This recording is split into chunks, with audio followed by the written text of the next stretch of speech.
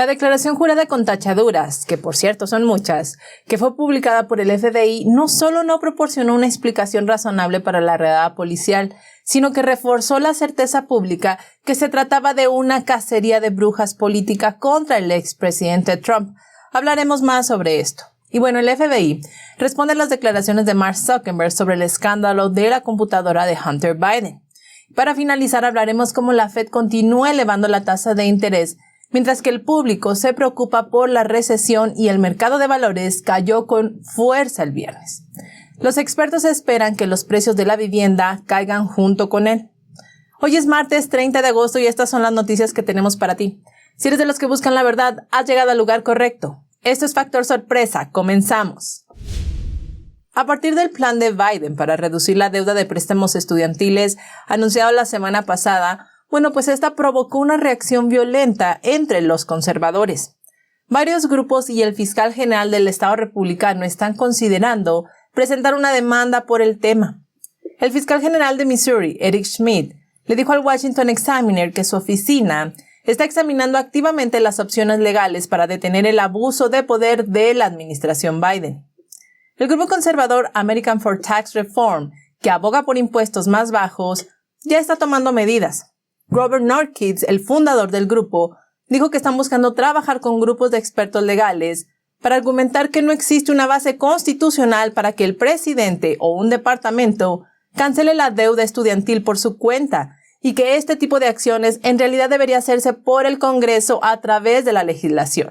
Norquist argumenta que, a pesar del control demócrata de la Cámara y el Senado en el Congreso, la administración Biden no ha logrado aprobar una legislación a través del Congreso para aprobar una medida de alivio de la deuda estudiantil, porque el plan no obtuvo suficiente apoyo de los demócratas de centro para convertirse en ley. El fallo de la Corte Suprema de los Estados Unidos en junio en el caso West Virginia versus the Environmental Protection Agency efectivamente sentó un precedente al dificultar que los reguladores federales interpreten las disposiciones de la ley de manera amplia. Otros grupos conservadores como Job Creators Network también están considerando una demanda contra el plan de condonación de la deuda estudiantil de Biden.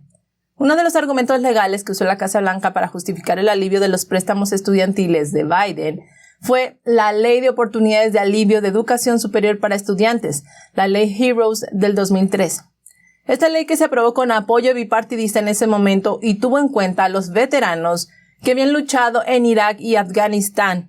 Esto le dio al secretario de Educación la autoridad para perdonar la deuda estudiantil en tiempos de guerra o emergencia nacional. La administración Biden argumenta que el brote del COVID-19 también está dentro del alcance de la ley.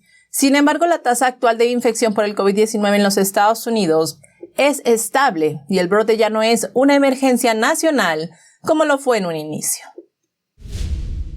Sobre el allanamiento en Mar-a-Lago, tenemos que la publicación de la declaración jurada del FBI, que tenía muchas tachaduras, más que esclarecer en realidad, suscitó más sospechas públicas.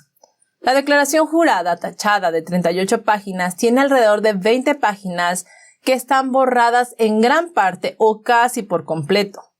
El Wall Street Journal publicó un artículo de opinión sugiriendo que el documento tachado puede contener algunas bombas no reveladas. La extensa introducción de la declaración jurada y los pasajes que no fueron tachados son indicativos de las preocupaciones del FBI y de la NRA sobre los documentos que Trump mantuvo en Mar-a-Lago. Entonces el artículo cuestiona eso. Dice que sin duda surgen preguntas tales como ¿eso es todo? ¿Es por eso que los agentes del FBI se infiltraron en la residencia del expresidente como un grupo de mafiosos? El solo hecho de basarse en las sospechas y acusaciones enumeradas en la declaración jurada no significa que el FBI y el Departamento de Justicia debían emitir una orden de cateo, ni tampoco aprobar que los agentes federales llevaran a cabo la redada. Sobre todo a sabiendas que el allanamiento haría que la gente se preguntara por qué lo están haciendo y la acción sería vista como una conducta delictiva. El Departamento de Justicia y el FBI debieron presentar una causa probable para obtener dicha orden judicial y también debieron saber que eso crearía una tormenta política. Y al contrario de hacer tremendo escándalo, ellos pudieron haber ido a la Corte de Distrito para buscar una orden sobre el manejo y almacenamiento adecuado de los documentos. Tal causa habría estado justificada y ciertamente habría sido ejecutada. El ex subdirector del FBI dijo que cree que la declaración jurada revela que el gobierno no tiene ningún caso contra el expresidente Trump. Kevin Brock, ex subdirector de inteligencia del FBI y subdirector principal del Centro de Contraterrorismo, publicó un artículo de opinión el domingo. En este decía lo siguiente: ahora sabemos por qué el Departamento de Justicia quería que la declaración jurada, que se supone que articula la causa probable necesaria para una búsqueda legítima, se mantuviera sellada. El documento legal reveló muy poco sobre qué es lo que buscaban los agentes del FBI el 8 de agosto y por qué. En el artículo de opinión, Brock argumenta que según la declaración jurada, la investigación del FBI se inició en enero del 2022 a pedido de los archivos nacionales, pero parece que no hay nada en la declaración jurada que afirme que Trump se negaba a cooperar. En segundo lugar, la declaración jurada no articulaba cómo se infringía o se infringió una ley federal. Brook agregó: los argumentos de la causa probable del documento legal solo se ocupan de la mitad de lo que se necesita para mostrar una posible violación de los estatutos federales que se citan en la orden judicial. El exfuncionario dijo que no era suficiente para la declaración jurada argumentar que había razones para creer que Trump tenía los documentos supuestamente clasificados en Mar-a-Lago para obtener una orden de allanamiento. Al mismo tiempo, la parte no tachada no establece que Trump no estaba autorizado para tener los documentos en su residencia de Florida. Hago esta breve pausa para hacerte un par de invitaciones. Primero, que si te gusta nuestro contenido, no dudes en sumarte a nuestro canal y darle me gusta a la emisión de hoy, ya que estas dos pequeñas acciones son de gran ayuda para el proyecto, pues le envían un mensaje al algoritmo de YouTube para que nos lleve a mucho más personas y así podamos seguir divulgando la verdad. También te recuerdo que ya tenemos activas las membresías, y al unirte a nuestro canal podrás obtener muy buenos beneficios, pero además apoyar a nuestro proyecto de manera económica. La forma de hacerlo es muy sencillo, es clicando el botón de ahí abajo que dice Join o Unirse. Muchísimas gracias. En el programa de ayer hablamos cómo el fundador y director ejecutivo de Facebook, Mark Zuckerberg, reveló durante una entrevista que el FBI advirtió a Facebook sobre un inminente vertedero de propaganda rusa justo antes de que saliera a la luz la historia sobre la computadora de Hunter Biden, lo que llevó a Facebook a, podríamos decir, cancelar el escándalo de Hunter. Si no viste la emisión de ayer, te dejaré el link en la tarjetita de aquí de arriba para que puedas ir a verlo cuando termine esta emisión, por supuesto. Bueno, pues, la revelación de Zuckerberg provocó una serie de respuestas críticas del FBI, y algunos acusaron a la agencia de participar en la interferencia electoral. El representante Andrew Cloud dijo en un comunicado: esto no es solo una locura, es una interferencia electoral. El representante Jim Jordan expresó una opinión tan mordaz y similar como la de Clyde. Él dijo lo siguiente: el mismo FBI que mintió sobre la colusión rusa y allanó la casa del presidente Trump le pidió a Facebook que manipulara su feed para enterrar la historia de Hunter Biden. El FBI respondió a esta explosiva afirmación el viernes en un comunicado a los medios. Primero, el FBI no negó el relato de Zuckerberg. Admitió que la oficina proporcionó a las empresas indicadores de amenazas extranjeras con el fin de ayudar a proteger sus plataformas y clientes.